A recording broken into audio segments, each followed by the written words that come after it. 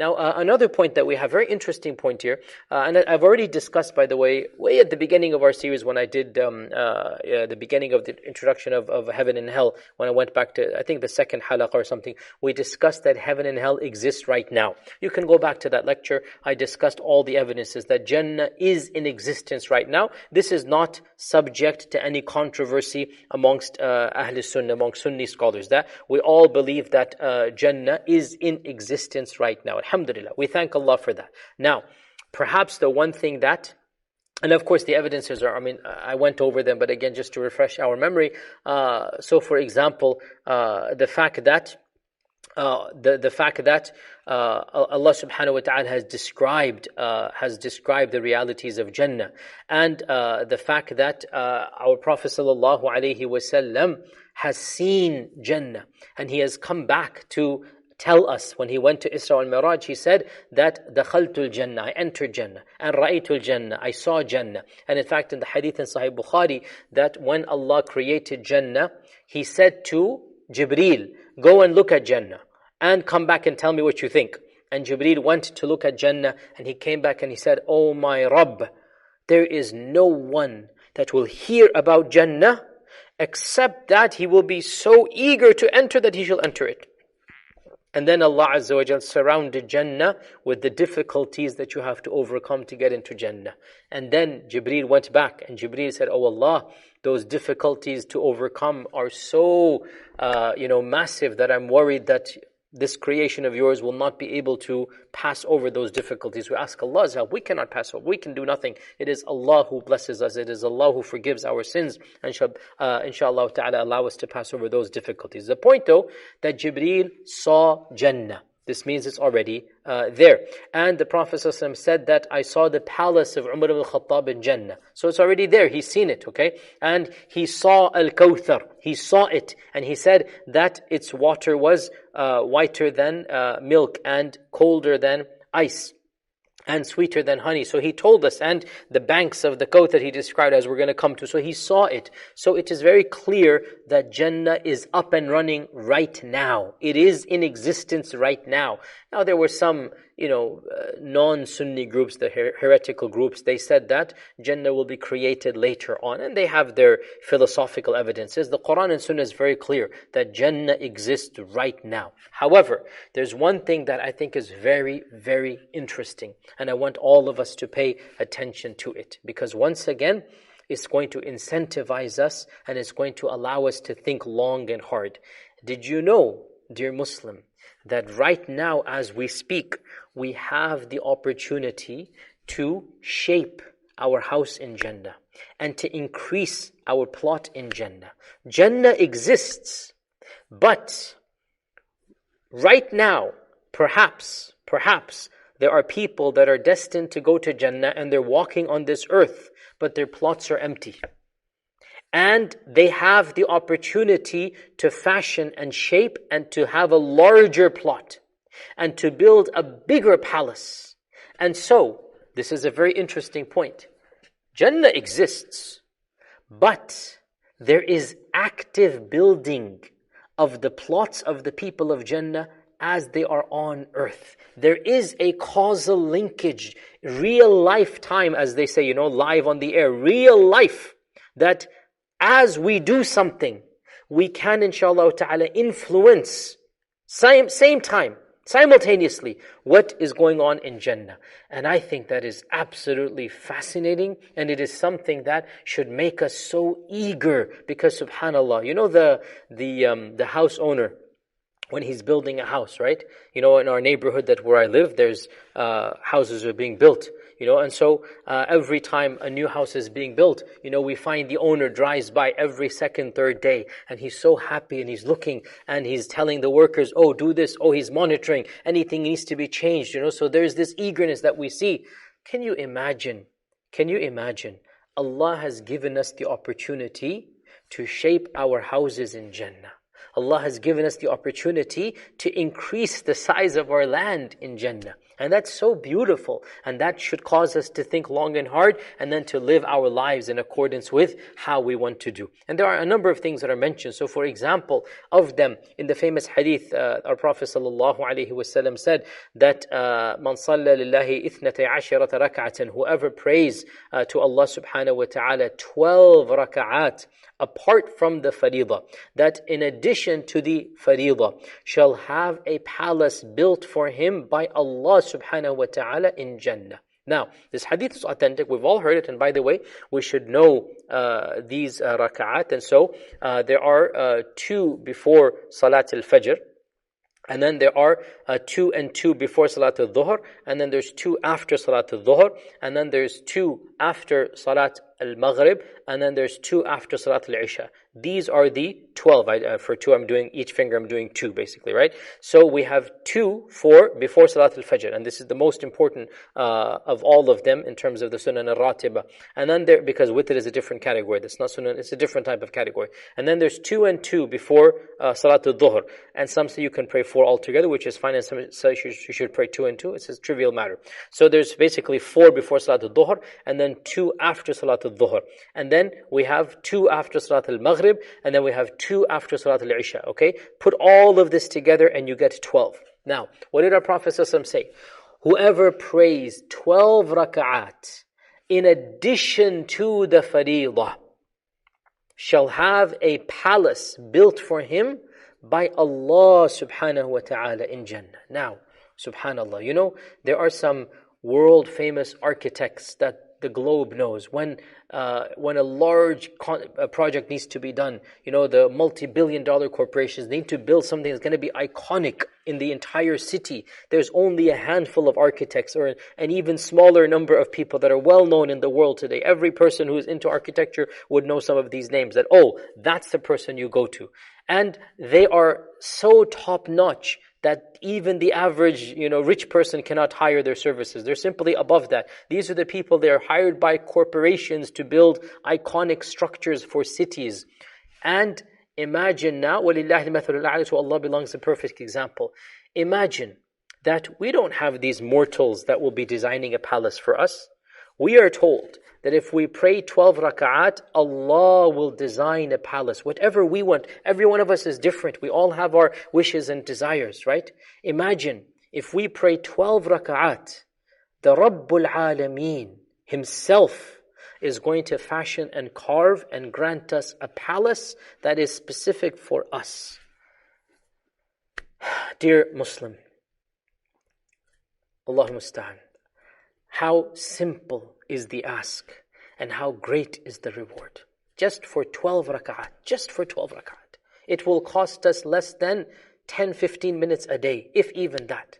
And Allah Azza wa Jal Himself is going to grant us that type of palace. How lazy can we be? I'm sorry to be so blunt here, but how lazy that you don't want to pray these 2, that's it.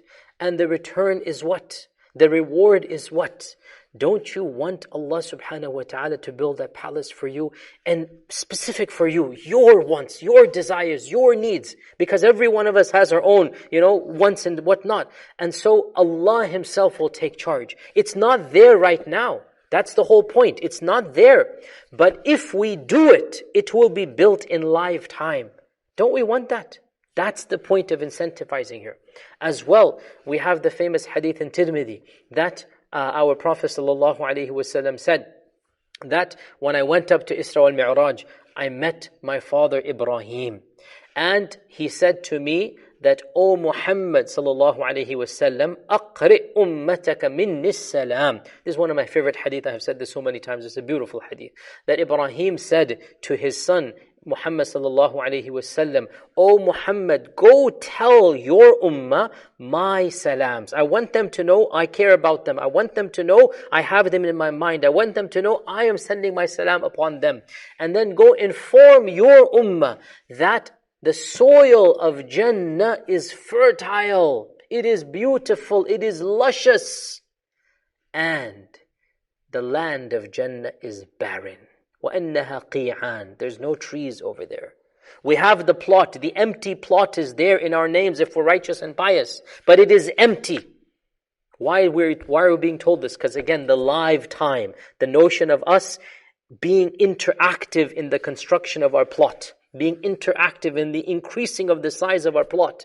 So we are told this upon the tongue of Ibrahim alayhi salam through the messengership of our Prophet Muhammad sallallahu alayhi wasallam. You cannot get a more noble chain than this. You cannot get a more noble methodology of telling us the truth. That Ibrahim alayhi salam himself is telling us, go tell your ummah that even though the soil is fertile, there are no trees in Jannah. How can you have a Jannah without trees? By definition, Jannah means a garden. Where are the trees going to come from? وَأَنَّ غِرَاسَهَا سُبْحَانَ اللَّهِ وَالْحَمْدُ لِلَّهِ وَلَا إِلَهَ إِلَّا اللَّهُ وَاللَّهُ أَكْبَرُ. The saplings that you're going to plant so that the trees grow, and there is no withering in Jannah. There's no weeds in Jannah. There's no predators in Jannah. Every sapling that grows in the seed, in the soil, it will become a magnificent tree. So, every time we do one dhikr, in live time, a sapling is planted in our plot in Jannah.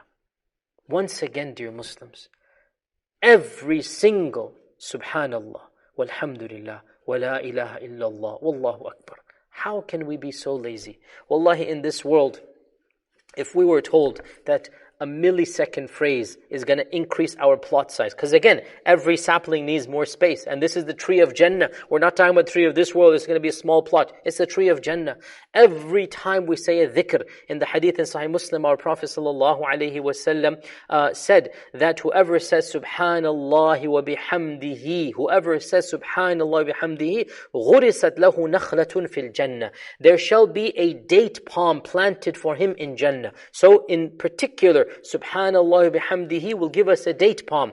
And Subhanallah walhamdulillah wa la ilaha illallah wallahu akbar will give us other types of fruits and trees. And so every time we say Subhanallah wa bihamdihi, we are being given a date palm of Jannah. How large will it be? How beautiful will the shade be? And so here's the point, dear Muslims. The more good deeds that we do, the more our plot in Jannah is being shaped actively by our good deeds. Wallahi, can there be a more beautiful incentive for us to do good deeds? Can there be a more beautiful incentive? And that is why the wife of Pharaoh, Asiya, whom we know, of course, is one of the most righteous ladies in all of human history, that the wife of Pharaoh, Asiya, she made dua to Allah in light of all of her persecution. She is suffering and she is in pain and turmoil. And what is her hope? What is her salvation? She is basically saying, Oh Allah, that إِذْ قَالَتْ رَبِّ ابْنِ لِي عِنْدَكَ بَيْتًا فِي الْجَنَّةِ, Oh my Lord, construct for me a palace next to you in Jannah. The palace has not yet been constructed, right? In light of the adhab and the torture and all of the punishments, in light of the fact that she is in the palace of the most evil human being ever known to mankind. He is Pharaoh. He is worse than Hitler and all of the mass dictators, brutal dictators. This is the worst dictator. That's Pharaoh himself. And Asiya is in that company. She cannot go anywhere. She is being tortured mentally and physically and whatnot. And so what can she say? Oh Allah, in light of all that is going on, my hope, my salvation is that I want you to build a palace. Notice, build a palace. It is not yet built. You are asking, or she is asking Allah, in light of all that's going on, to build that palace. And therefore, when we are undergoing problems, when we have calamities, when we are just doing our good deeds, we can and we should ask Allah for something beautiful in Jannah. And we have this also in hadith as well, that our Prophet ﷺ said that when I take the soul that Allah says. So the Prophet said that Allah says that, and the hadith is hadith Qudsi, it's a long hadith, I'll summarize it, that when a child is taken away by death, and the parents are patient, and Allah asks the angels that did you take away, the appling of my servant's eyes? Did you take away, a piece of their heart? Did you take away, something that's going to cause them so much grief and whatnot? And they will say, yes, we did. So Allah will say, what was their response? And they will say that they were patient. They said, Inna lillahi wa inna ilayhi raji'un. They accepted your decree, O Allah. And so what will Allah say?